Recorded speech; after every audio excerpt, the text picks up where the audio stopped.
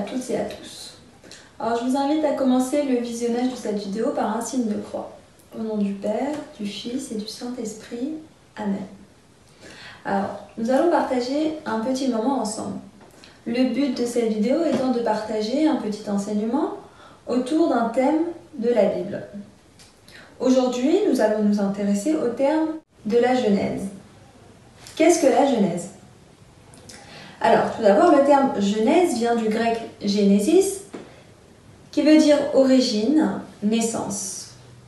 Aussi, on peut noter que la Genèse est le premier livre de la Bible. Je vous invite à avoir la curiosité, si vous avez une Bible à la maison, de vérifier par vous-même.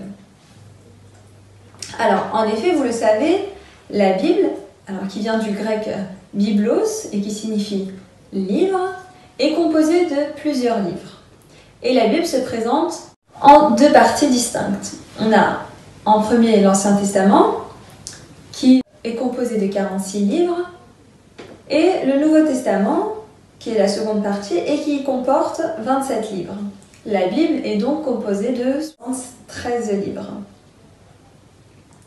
Alors, rappelons que l'Ancien Testament retrace l'histoire du peuple de Dieu à partir d'Abraham, et il est le symbole de l'ancienne alliance de Dieu avec son peuple.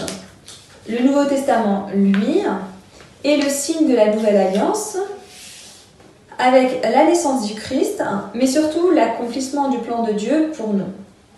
Alors, il faut donc comprendre que sans l'ancienne alliance, la nouvelle alliance ne serait donc pas possible, puisqu'elle a préparé la venue du Christ à travers son histoire, mais aussi toutes les prophéties que l'Ancien Testament comporte, tout comme Jean-Baptiste, notamment, préparera la venue du Christ dans le Nouveau Testament. Alors maintenant que nous avons vu un peu plus en détail comment était composée la Bible, on peut résumer ce qu'est la Genèse.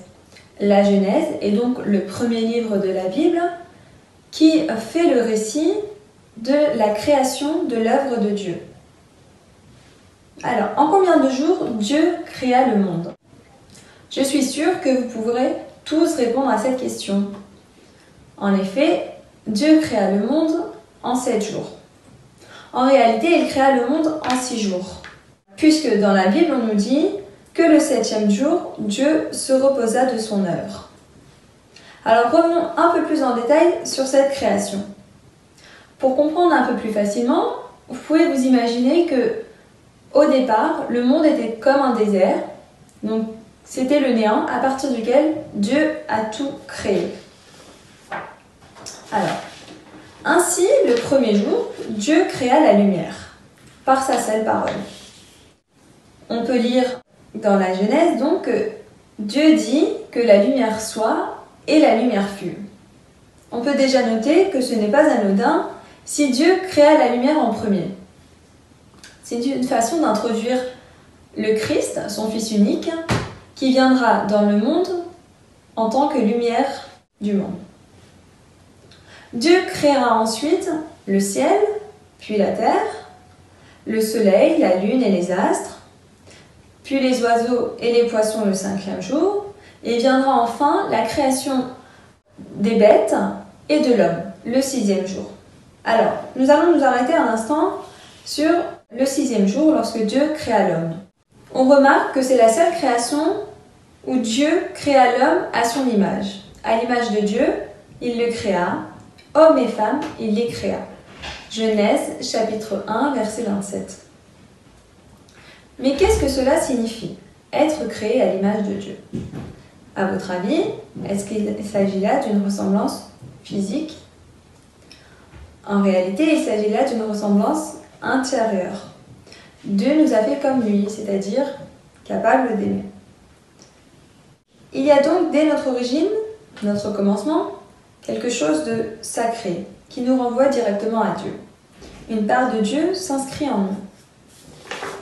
Il y a donc une proximité entre Dieu et nous, une relation que l'on doit entretenir.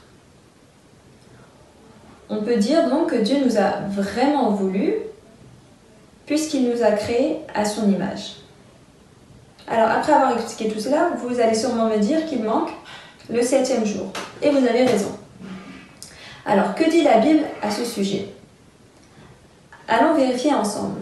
Genèse, chapitre 2, verset 2.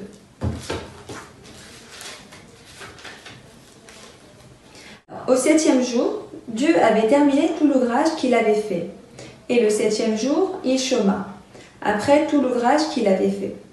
Dieu bénit le 7e jour et il le sanctifia, car il avait chômé après tout son ouvrage de création. Telle fut l'histoire du ciel et de la terre quand ils furent créés. Alors, ce 7e jour, c'est donc le jour du Seigneur. C'est un jour à part des autres, un jour spécial. Tout d'abord car Dieu le sanctifia. Alors arrêtons-nous un instant sur ce terme, sanctifier. Qu'est-ce que cela signifie? Sanctifier, c'est rendre sacré, rendre saint. Le dimanche a donc un caractère spécial. Et c'est un jour de joie et de célébration par sa sanctification faite par Dieu. Et d'ailleurs, rappelez-vous que c'est un dimanche que le Christ est ressuscité. C'est aussi pour cela que nous nous rendons à l'église tous les dimanches. C'est un jour que nous devons consacrer à Dieu encore plus que les autres jours. C'est l'occasion d'être en famille, de nouer des liens. C'est aussi l'occasion de nous consacrer un peu plus à la prière ou encore de contempler l'œuvre de Dieu. C'est comme si on avait un recul sur les 6 autres jours précédents. Toute la semaine, nous passons notre temps à travailler, à aller à l'école. Et le dimanche, c'est une façon de pouvoir admirer l'œuvre de Dieu. Alors cette vidéo touche à sa fin et je vous invite à lire le premier chapitre et le deuxième chapitre de la Genèse qui retracera le thème d'aujourd'hui. On va finir avec un passage de l'Ecclésiastique que j'ai choisi. Je vais vous le lire.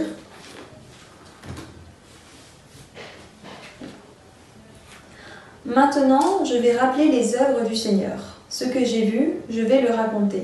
Par ces paroles, le Seigneur a fait ses œuvres, et son décret s'accomplit selon son bon plaisir.